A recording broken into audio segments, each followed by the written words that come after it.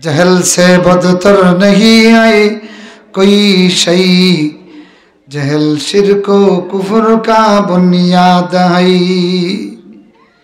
खिलाफे पैगंबर को सेरा गजीद के हरगिज बमंजिल नखाद रसीद।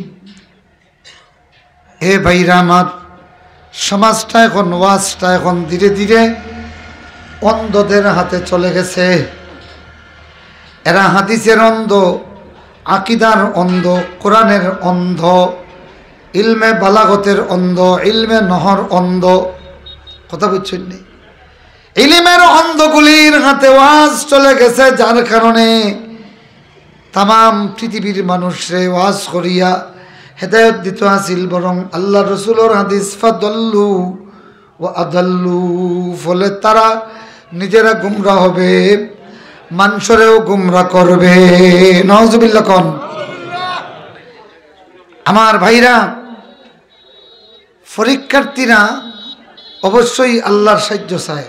কথা কন্যা, কথা কন্যা। এখন এই যে সিস্টেমে উনি পরীক্ষার্থীদেরকে মাজারও লইয়া গেছে, আপনারা বলেন কবর জিয়ারত করার আলাদা সুন্নত আছে?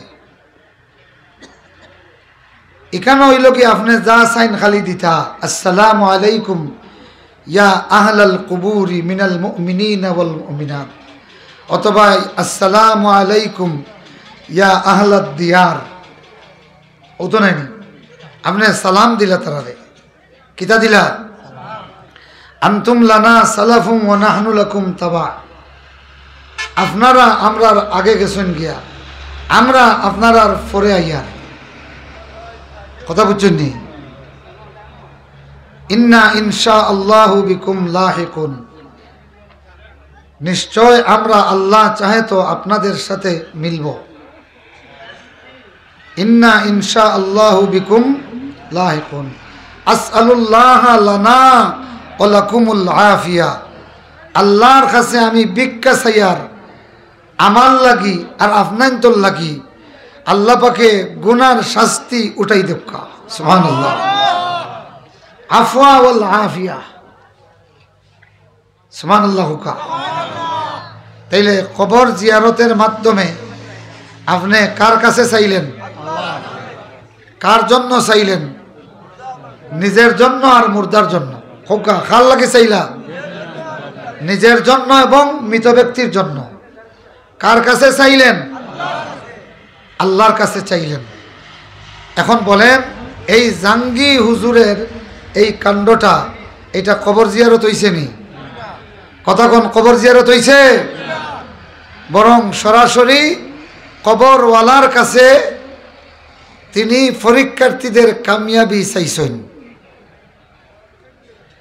এইভাবে কিয়ামত পর্যন্ত যদি জাহাঙ্গীর তোমার বাবারে ডাকো, বাবা কোনো জবাব দিবে না, তওবা করো, যদি তওবা না করো প্রস্তুতি নাও, তোমার সাকরাত শুরু হবে, আর ফেরেশতারা তোমার জবানে যাতে কালেমা নসিব না হয় এই ব্যবস্থা করবে। কারণ তুমি নিজে গুমরা হয়ে গেছো, এই পরীক্ষার্থী কোমলপতি ছাত্রগুলিকেও শিরিকের মধ্যে মুবতলা করে দিয়েছ। এই যে গেল রাত, গেল নিসফে শাবানের রাত, এই ব্যাপারে সহি একটা হাদিস আছে। রাসূলুল্লাহ বলেন যে দুই শ্রেণীর মানুষ ছাড়া, মুশরিক যে শিরিক করলো, যে ইমানদারের নামায় আমলে শিরিক আছে অথবা বিদ্বেষ আছে, কি আছে?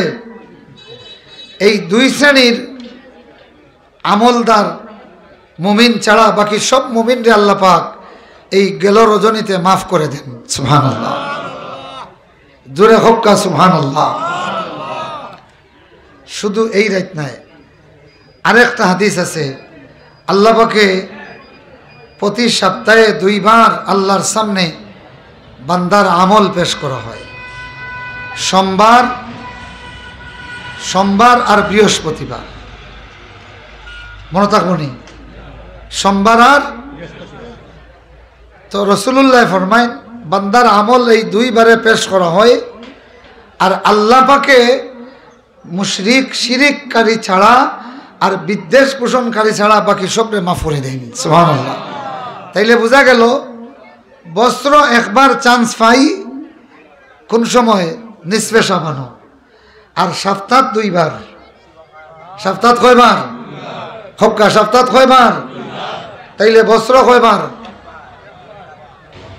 52 গুণা 104 বার আর নিসফে শাবানো একবার, তাইলে মোট কয়বার? 105 বার এই চান্সটা আমরা পাই। এই হাদিসও আইছে যে কথা এখানেও কোনো মাগফিরাত চাওয়া লাগে না, না চাইতে মাফ করে দিলেন আল্লাহ সুবহানাল্লাহ। যে ইমানদারের মধ্যে শিরিক নাই, যে ইমানদারের জীবনীতে কোনো কি নাই, শিরক নাই আর বিদ্বেষ নাই, আপনজনের প্রতি কি নাই, বিদ্বেষ নাই, এরা ছাড়া বাকি যত মুমিন আছেন, কাফিরের কথা কইছেন না, বাকি সমস্ত মুমিনরে আল্লাহ পাকে ক্ষমা করে দেন সুবহানাল্লাহ। ইনো চাওয়া লাগে না, ইনো কিতা করা লাগে না, চাওয়া লাগে না, আর চাইলে তো শোনার চুয়াগা সুবহানাল্লাহ। আমার ভাইরা আমার বন্ধুরা শোনো ভালো করে, নিসফে শাবানের রজনীতে আল্লাহ পাক না চাইতে রাসূলুল্লাহ সাল্লাল্লাহু আলাইহি ওয়াসাল্লাম বলেন অসংখ্য গণিত গুনাহগাররে আল্লাহ মাফ করে দেন সুবহানাল্লাহ। এখন এই রজনীতে কিছু মানুষ ফরজ নামাজ পড়ার লাগি যাইন না নি মসজিদও মাতন না, মাগরিবও যাইন, আসরও যাইন, এশাত যাইন, ফজরও। এটা কিন্তু আইব নাই, এটা কি নাই খেনায় যে এটবেটা তো ফরজ নামাজের লাগি গেছে না নি কথা কই না। যদিও প্রত্যেক দিন এইভাবে যাওয়া উচিত, কিন্তু নিসফে শাবান দিন গেছে করি তারে বাধা দিতে পারবানি মাতন না।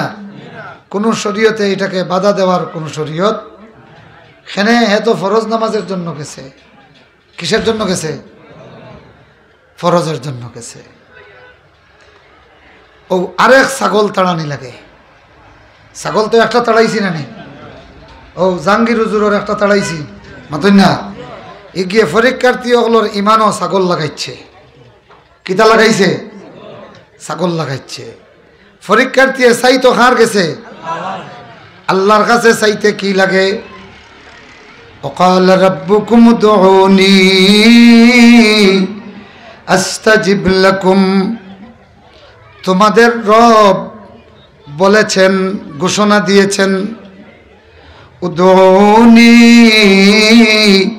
আস্তাজিব লাকুম, বান্দারা তোরা আমারে ডাক দেও, আস্তাজিব লাকুম, আমি আল্লাহ তোমারে ডাকে সাড়া দিমু সুবহানাল্লাহ।